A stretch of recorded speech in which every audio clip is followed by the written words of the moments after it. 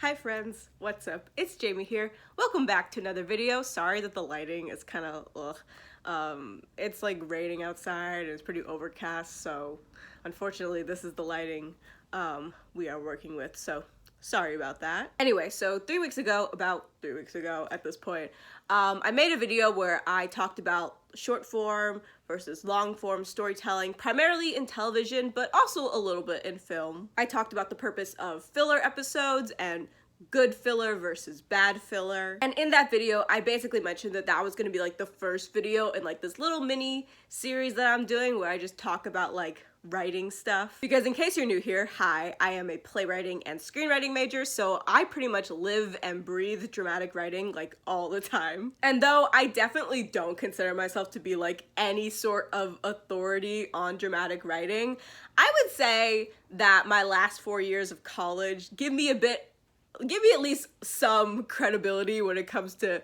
giving my opinions on like writing things. Also, this is my YouTube channel and I'm gonna talk about what I want to talk about. But yeah, so this is kind of like the second episode of this like writing mini-series. Also, I will just say that like there's nothing really that like actually ties these videos together. Like, you don't need to watch the first one to watch this one, although I recommend that you do because I had a lot of fun making that video and I think I said some things that were somewhat sensible. But yeah, this is just kind of like in my brain, like when I was like plotting out and like planning my video schedule, I was just like, oh, I'm kind of doing like a bunch of like very like specific kind of writing videos, like all kind of back to back. So this is why it's kind of like a series, but it's also not really a series. But anyway, today we are talking about dialogue. Also, before we get into this video, I'd like to mention that as of September 27th, the WGA strike, the writers' strike, is over. They were able to reach an agreement and they basically got everything that they were asking for, which is so huge. Congrats, huge congrats to the WGA. This is such a big win for writers. But as of when I am recording this video, the SAG-AFTRA strike is still going on. That could very well change when this video goes up, but because it's still going on while I'm recording this video, I am not going to mention any specific film or TV show in solidarity with the strike. Anyway, like I said before, today's video is about dialogue. Now, I would consider myself to be someone who's pretty good at writing dialogue. I've mentioned this in other writing videos that I've made, but I've gotten pretty consistent positive feedback on my dialogue throughout all of my classes that I've taken throughout my college career in regards to my major. So I feel like I'm pretty decent at it. Even in the event that everything else about my writing is like, I usually at least have my dialogue to fall back on. That's because I really do pride myself on my dialogue. I'm really a perfectionist when it comes to my dialogue specifically. I am very particular about it being realistic. I feel like I would say I'm pretty critical about dialogue when I see it in shows and movies, and I feel like it's only fair because I'm very critical of my own dialogue. Again, like I said, like I'm very particular about dialogue feeling very natural and realistic. Writing dialogue is my favorite part of putting a scene together. Like there have been times where like I'm about to fall asleep, but then I get like a really good idea for a line and I'm like, well, now I can't go to sleep until I've written it down in my notes app, because if I go to sleep, I'm gonna forget it. But I love it. Like I love when I get like those ideas so I can jot them down in my notes app. It's so fun. As you can probably tell, I love writing dialogue, and so it really hurts me when like I'm watching like a show or a movie and like the story is really compelling, but then the dialogue is just like, And so for today's video, I thought that it would be really fun to talk about dialogue, how it can be bad, but how we can also improve it. First, I'm going to talk about the purpose of dialogue. Then I'm going to discuss the difference between bad and useless dialogue and how they're the same, but how they can also be different. And then to round out the video, I'm also going to talk about my personal favorite dialogue writing tip. Also, I'd just like to mention before we get into this video, someone that throughout my writing classes that we've studied a lot, whose like advice for like writing and like structuring story that we have discussed a lot is Robert McKee. He's a well-known writer and lecturer, and he actually has a book called Story, which kind of has acted for several of my classes as almost like a textbook. And while I definitely do not agree with everything McKee says, and I feel like he talks too much sometimes. So even though I don't always agree with everything he says, I do think that there are some interesting things, that I've gathered from reading Story. So I'm gonna mention those things throughout the video. I'm gonna cite it throughout the video, but just in case I just like randomly bring up a McKee quote and you're like, who?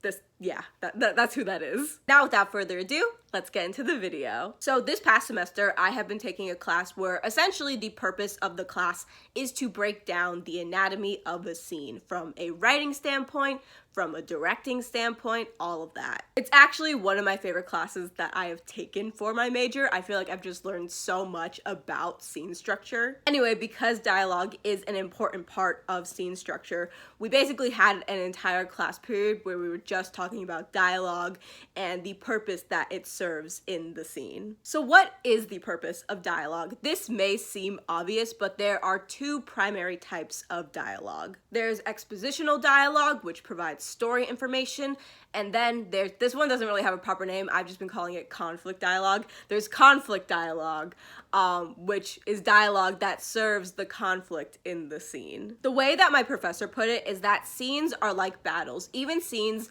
that on the surface may appear to be not super intense or like pretty low stakes.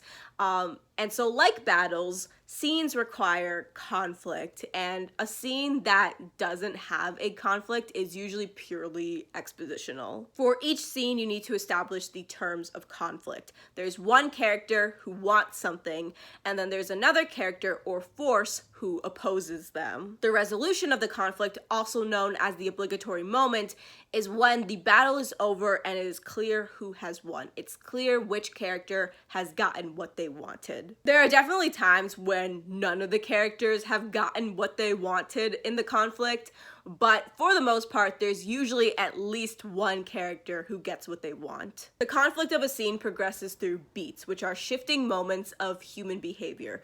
These are the tactics that the characters use in order to try to get what they want. These tactics can be literal actions or they can be through dialogue. So now that we have established the purpose of dialogue, let's talk about what it means for dialogue to be bad and useless, how they're the same, but how they can also be different. According to Robert McKee, there are three things that dialogue requires: compression/economy, direction, and purpose, which basically boils down to each line of dialogue needs to be precise while also carrying adequate story information/conflict, while also still sounding like how real people talk. And so bad and useless dialogue are lacking some or all of these things. Now, in my opinion, bad dialogue is dialogue that provides story information or serves the scene's conflict, but it's just poorly written. And poorly written can mean a lot of things. The line is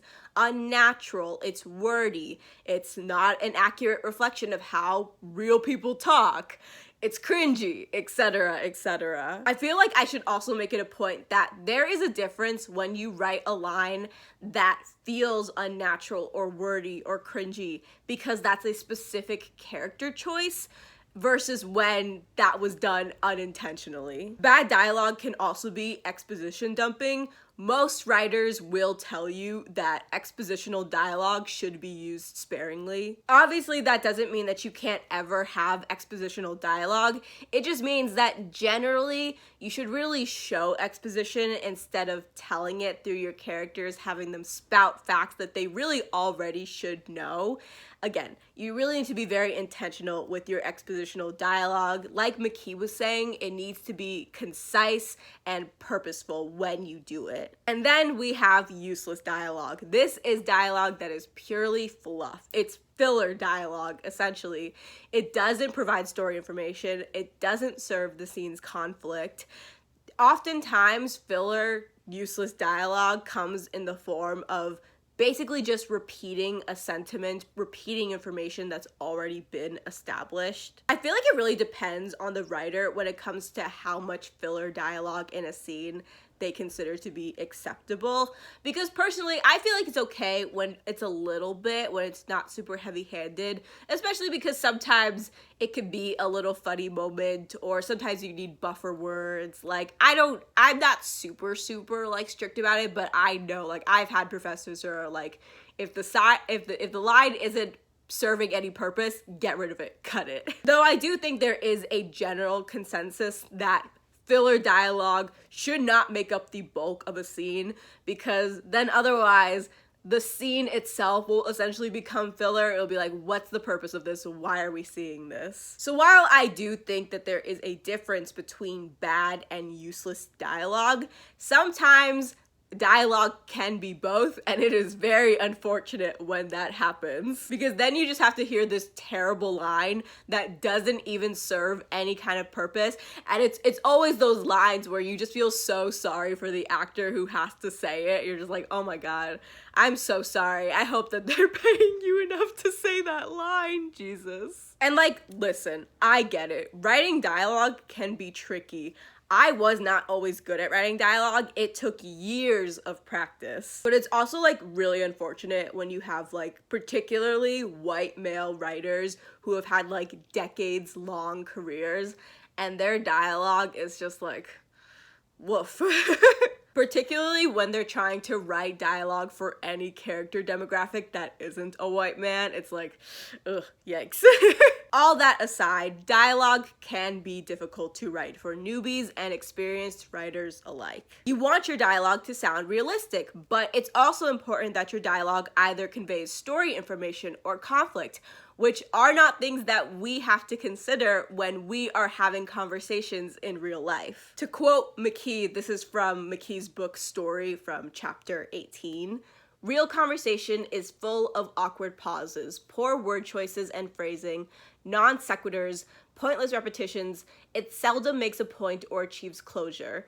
But that's okay because conversation isn't about making points or achieving closure." McKee also says from that same chapter, "Screen dialogue therefore must have the swing of everyday talk, but content well above normal." It can be difficult to walk that line of having your dialogue sound realistic and having your characters sound like they know that they're in a show or a movie. Which brings us to my favorite dialogue tip. This is my favorite, my go-to tip whenever I am asked about writing dialogue. Also, full disclaimer, I definitely did not come up with this tip. I don't know where I learned it from or when I started doing it exactly, but for every scene that I write that has dialogue, I use this tip. It's actually kind of funny because as I was reading Story, McKee actually, he talks about and recommends this tip in his book. Which is funny because I've been using this tip way before I was studying McKee. I've also actually talked about this tip before in a previous video. It was my weird things I do as a writer video, but that video is like a year old, so I don't expect people to go back and watch it. And because this is an entire video about dialogue, I felt that it only made sense for me to talk about this tip here. And what is that tip, you are asking yourself? That tip is reading your dialogue out loud. I realize that may sound like on the surface to be a very basic tip, and it is, like, I'm not gonna deny that, but it really is useful. So when I'm writing a scene, I always read the dialogue I have written out loud after I've written it. Sometimes I'll go line by line, like as I'm writing the scene, but sometimes I'll wait until I have written the whole like first draft of the scene and then go back and read the scene in its entirety, reading the dialogue out loud. And by reading the dialogue out loud, I really mean acting it out, because it really isn't gonna do anything for you if you're just reading what you wrote with no feeling, unless that's how the line is supposed to come across. Because it's one thing when you write a line of dialogue, it's another thing entirely when you actually hear that line being acted out. That's really when you get to see whether the line is working how you intended, because when you write dialogue, sometimes it might sound good in your head, but then when you actually hear it being spoken, you're like, ooh, not so sure about that. That's often when you realize that the line is wordy or it's not capturing the correct emotion that you want. So I have personally found it really helpful to always act out my dialogue so that way I can find the most natural and concise way to convey story information or conflict. And as a theater kid at heart, it's just fun for me to act. I always just have a lot of fun reading back my scenes and just like pretending to be all the different characters. Like, it's just fun for me. So I definitely recommend acting out your dialogue so that way you can see how it flows and how it actually comes across when it's being spoken. And if you're not really able to act out the dialogue yourself, I would definitely recommend getting a friend to help. Preferably somebody who has some acting experience or at least some acting abilities. Anyway, that's all I have for today's video. Thank you guys so much for watching. I am such a nerd about dialogue stuff. I could talk about dialogue forever. I love dialogue so much. It's also really funny that like I referenced McKee so much in this video because one of like his biggest tips for writing dialogue is to not write dialogue, and to that I say no thank you, sir. Clearly, because I really do enjoy writing dialogue and I really do think it's such an important part of scene structure. I hope you guys were able to learn something from this video. This was so fun for me to make, but I also am very aware that I have a tendency to ramble, so hopefully you were able to get something out of it. The third and final video in this little mini-series, but also not mini-series, whatever. It's coming out sometime next month, and it's gonna be about adaptations, so stay tuned for that. Once again, that's all I have for today's video. Thank you guys so much for watching. I upload Wednesdays, Fridays, and Saturdays, except when I don't. And I will see you guys in my next video. Bye, guys.